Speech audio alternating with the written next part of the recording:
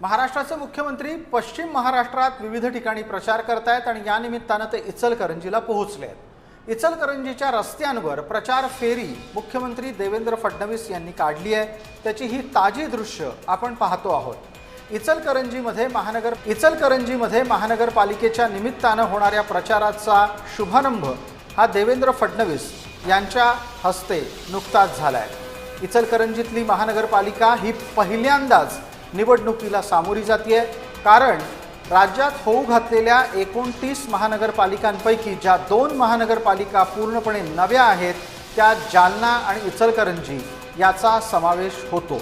इचलकरंजीत महापालिका झाल्यानंतरची ही पहिलीच निवडणूक आहे। या निवडणुकीमध्ये आपलं वर्चस्व राखण्यासाठी भाजपानं सगळी ताकद पणाला लावली आहे। मुख्यमंत्री देवेंद्र फडणवीस यांच्या सोबत प्रचार रथावर इतरही अनेक नेते उपस्थित आहेत। आपण एकदा तिथे काय माहोल आहे ते ऐकूया।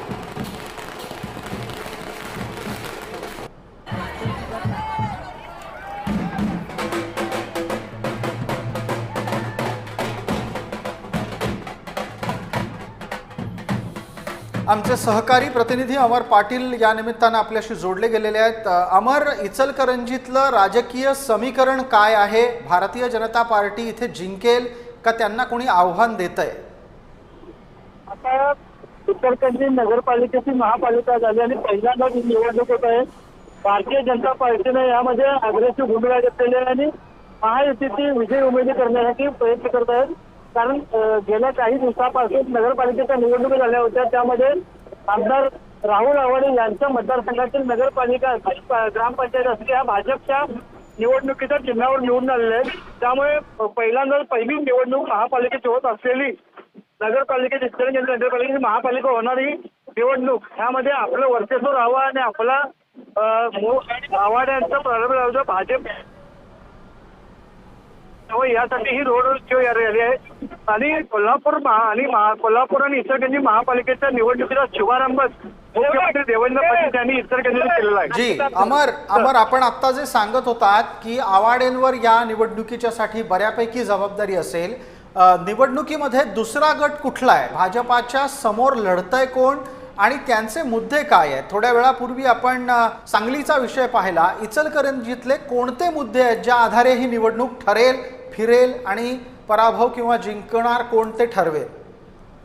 राजकीय शाहू आघाडी या ठिकाणी एक स्थानिक आघाडी झालेली आहे। त्याचबरोबर काँग्रेस असेल, राष्ट्रवादी असेल आणि बाकीचे छोटे गट असतील यांनी एक आघाडी केलेली आहे।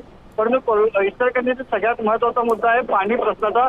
तो पाणी प्रश्न लवकरात लवकर हा मार्गी लावण्यासाठी आवाडे कुटुंबीय यासाठी प्रयत्न करत आहेत। त्याचबरोबर या ठिकाणी असलेले भाजपचे सर्व नगरसेवक असतात आम्ही हाच प्रयत्न करणार, हाच अजेंडा घेऊन चाललेले आहेत।